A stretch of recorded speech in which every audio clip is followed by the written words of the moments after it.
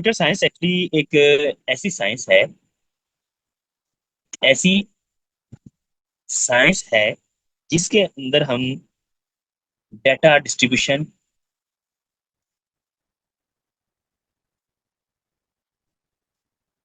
Data processing,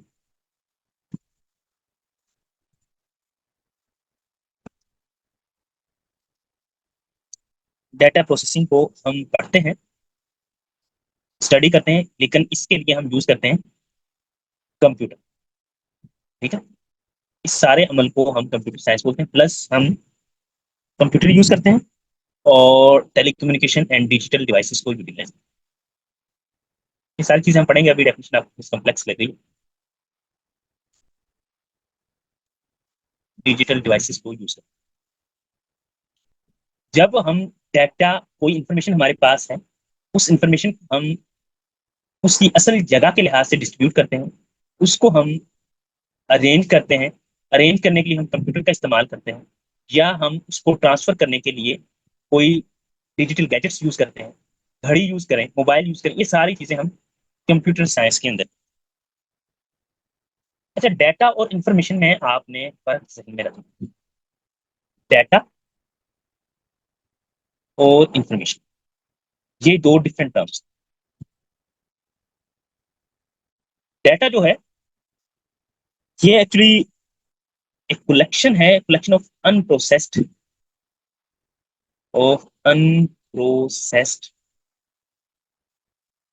facts की, figures की, या सिंबल्स। और ये एक्चुअली रॉ मटेरियल होता है, कहते हैं इसको ना, ये एक रॉ मटेरियल। जब इस डाटा के ऊपर कुछ काम होता है, इस डाटा के ऊपर, जब हम इस डाटा को हम ऑर्गेनाइज करते हैं, जब इस रॉ को हम मीनिंगफुल बनाते हैं, तो ये डाटा कन्वर्ट हो जाता है। बात समझ आ गई? जो अनप्रोसेस्ड रॉ फॉर्म में आपके पास फैक्ट्स एंड फिगर्स, ये सिंबल्स मौजूद हैं, उनको डाटा बोलेंगे। जब उनको ऑर्गेनाइज कर लेंगे, उनको मीनिंगफुल बना लेंगे, तो वो हमारे पास क्या बन जाएगी? इंफॉर्मेशन बन जाएगी। अच्छा, इसी सारे प्रोसेस को हम इंफॉर्मेशन टेक्नोलॉजी बोलते हैं, आईटी में भी इन चीजों को। अब इसके यूजेस, फायद मैं वो डिस्कस नहीं करूंगा, कंप्यूटर साइंस कहाँ पे अप्लाई होती है। वो सीएसएस पीएमएस वालों के लिए फायदेमंद हैं चीजें, और उनके लिए वही चीजें आती हैं, ये नहीं आएंगी। लेकिन वन पेपर में आपको ये चीजें आएंगी, मैं सिर्फ वन पेपर वाली चीजें ही डिस्कस करूंगा। इसकी एप्लीकेशन के हवाले से हम बात नहीं करें। हम डायरेक्ट चलते हैं कंप्यूटर वर्क कैसे करता है। कंप्यूटर एक्चुअली, कंप्यूटर की स्ट्रक्चर देखते हैं, उससे हमें सारी चीजें क्लियर होती है। जो कंप्यूटर होता है, ये एक्चुअली दो पार्ट्स में मुश्किल।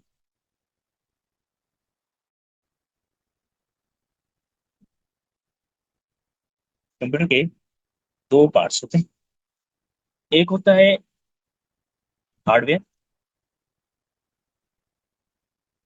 और दूसरा होता है सॉफ्टवेयर। हार्डवेयर क्या होता है? हार्डवेयर को अगर अब हम डिवाइड करके देखें, मसीह,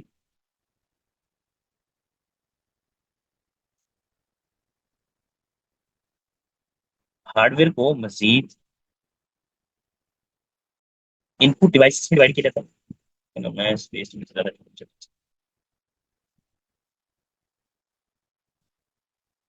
इनपुट डिवाइसेस में डिवाइड किया जाता है इसको, और आउटपुट डिवाइसेस। इसके अलावा, आउटपुट के अलावा भी कुछ होते हैं जिनमें स्टोरेज डिवाइसेस हैं,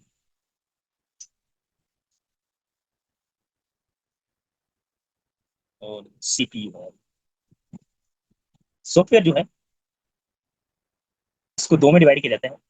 एक होते हैं एप्लीकेशन सॉफ्टवेयर,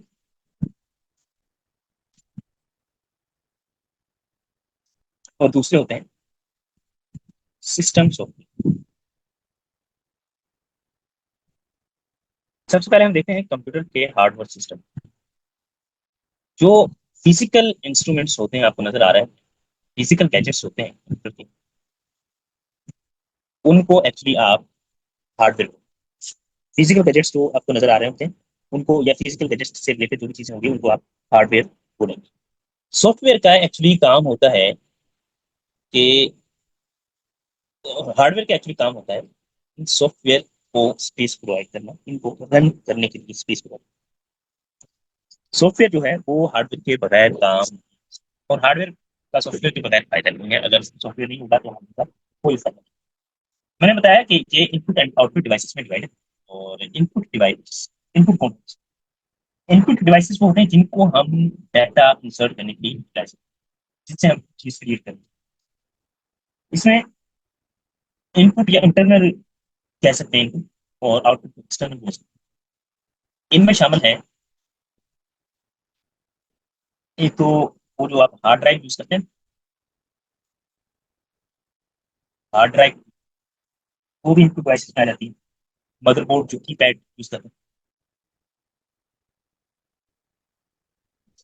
इसको आप यूज कर रहे होते हैं। मदरबोर्ड मतलब आप इससे डाटा इंसर्ट करते हैं, चीजें डाल रहे हैं। इसके अलावा साउंड कार्ड्स, साउंड कार्ड, ये सारे इनपुट डिवाइसेस में आते हैं। इसके अलावा एक्सटर्नल डिवाइसेस होते हैं। एक्सटर्नल डिवाइसेस जिसमें आपका मॉनिटर शामिल होता है, जिसमें आप स्क्रीन देख रहे होते हैं। इसके अलावा प्रिंटर शामिल होता है, प्रिंटर से भी आप किसी निकाल रहे होते हैं। और इसके अलावा स्कैनर शामिल होता है। ठीक हो गया, ये सारे आपके एक्सटर्नल डिवाइसेस आते हैं। इसके अलावा स्टोरेज डिवाइसेस में आपकी यूएसबी होती है, मतलब जो चीजें स्टोर करने के लिए आप यूटिलाइज करते हैं। ये स्टोरेज भी दो तरह की होती है, एक होती है नॉन रिमूवेबल, यूएसबी होते हैं, फ्लैश ड्राइव होती है, डीवीडी हो गई, ठीक है, वैसे जो सीडी होती है वो होगी। ये सारी आपकी स्टोरेज डिवाइस। उसके बाद एक सीपीयू होता है जो इसको फंक्शन करवाता है। सीपीयू ये सेंट्रल प्रोसेसिंग यूनिट है आपकी।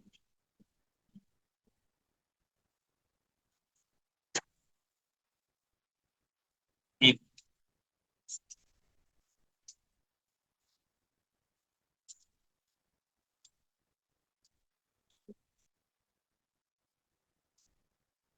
सीपीयू जो सवाल करता है, सेंट्रल प्रोसेसिंग यूनिट के रूप में, इसको सेंट्रल प्रोसेसिंग यूनिट में आपको क्वेश्चन आ सकता है कि सीपीयू का क्या मतलब है। तो आपने सेंट्रल प्रोसेसिंग यूनिट वाली हमने अब देखना है सेंट्रल प्रोसेसिंग क्या होता है, कैसे होता है। उसके बाद हम फिर software.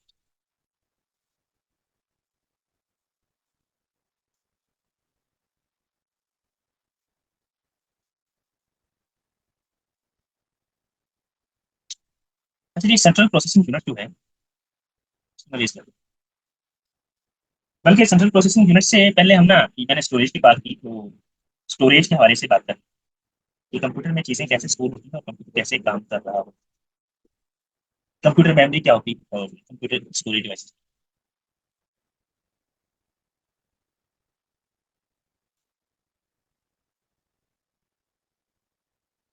Computer memory and storage.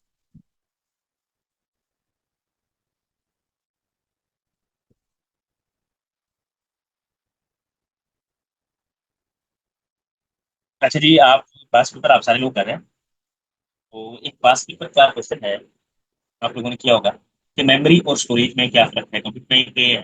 Exact statement तो मुझे याद नहीं है। क्वेश्चन क्वेश्चन ये है कि मेमोरी और स्टोरेज में क्या फर्क है। उधर ऑप्शन में ये था कि इनमें से एक, मैं सीधा सीधा था, एक इसमें टेम्परेरी होता है, एक परमानेंट होता है। तो आप बता दें इनमें से टेम्परेरी कौन सा है, परमानेंट कौन सा। पास पेपर केमिस्ट्री में आप लोगों ने पढ़ा होगा।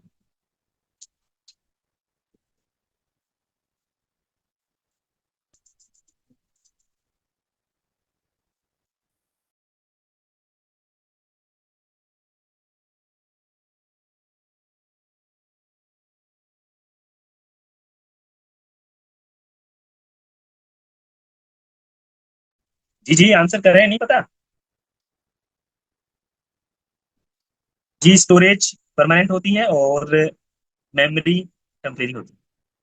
जी फायजा, मैंने ये पूछा है कि मेमोरी और स्टोरेज में से कौन सी चीज टेम्परेरी होती है, कौन सी परमानेंट होती है। ये एमसीक्यू पास पेपर के अंदर आया हुआ है, आप लोगों ने पढ़ा होगा। इसलिए मैंने पूछा है कि आप अभी से आंसर कर दीजिए। अनिका ने आंसर सही दिया है। स्टोरेज परमानेंट और मेमोरी टेम्परेरी।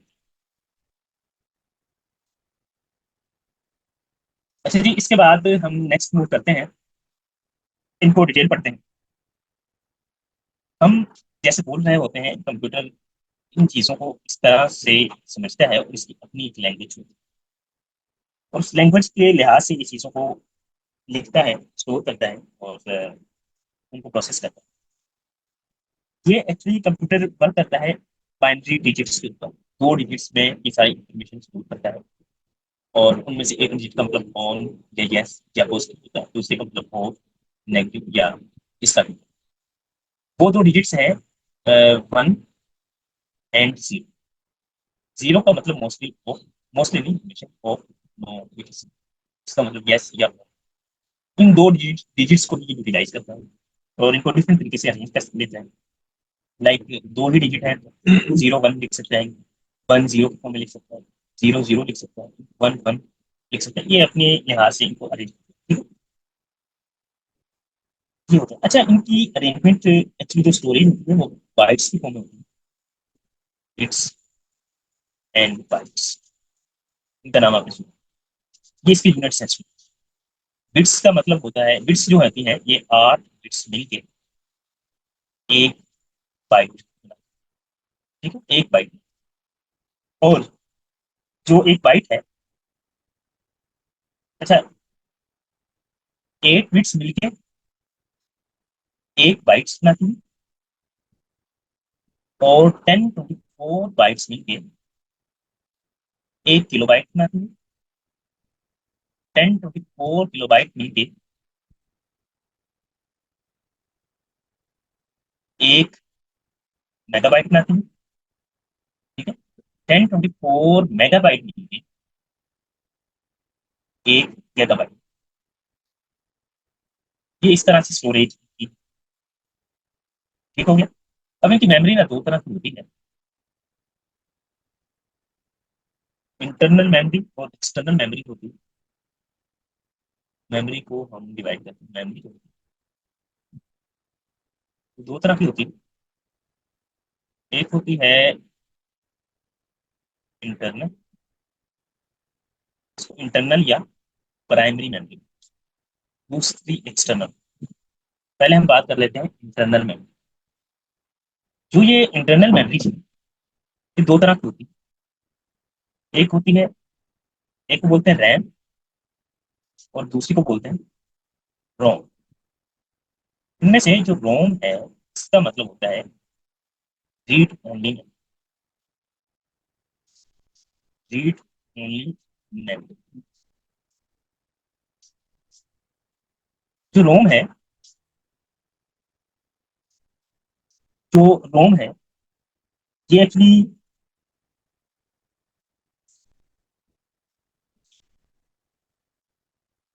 ये कंप्यूटर को के अंदर जो चीज परमानेंटली स्टोर, उनको डील, ये नॉन वोलेटाइल, अभी मैं बताता हूँ नॉन वोलेटाइल को वोलेटाइल।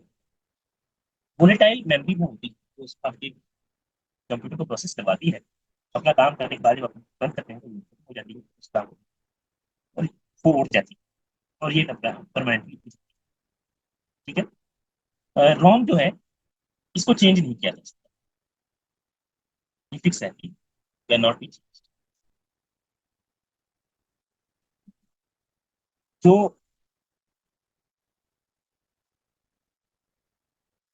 एक छोटी सी इंफॉर्मेशन है कि रोम के अंदर,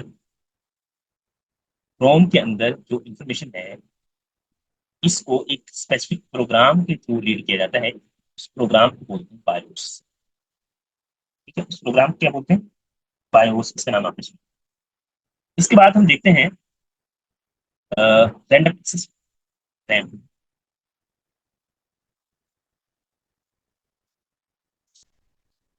रैम है रैंडम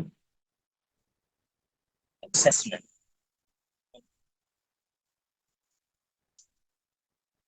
रैंडम एक्सेस मेमोरी है, रैंडम एक्सेस मेमोरी, ये परमानेंट नहीं होती।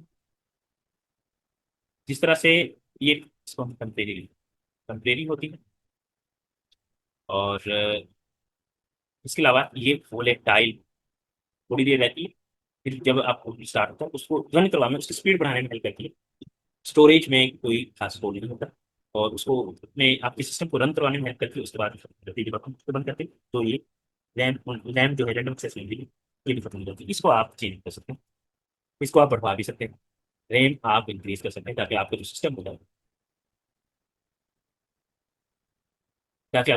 है वो तेजी से काम कर सके। अगर कम होगी रैम तो आपका सिस्टम स्लो होगा। ये दो तरह की मेमोरीज होती है, जो इंटरनल मेमोरीज दो तरह, ROM and RAM, read only memory and random access.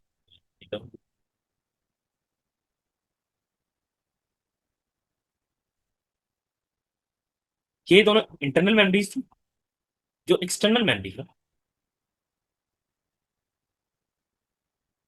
वो क्या होता है, आप जो सीडी के अंदर कोई चीजें आप मतलब के स्टोर करते हैं, डीवीडी के अंदर करते हैं तो हम उसके अंदर यूटिलाइज कर सकते हैं। इसके अलावा डीवीडीआर के अंदर करते हैं, फ्लॉपी डिस्क के अंदर करते हैं।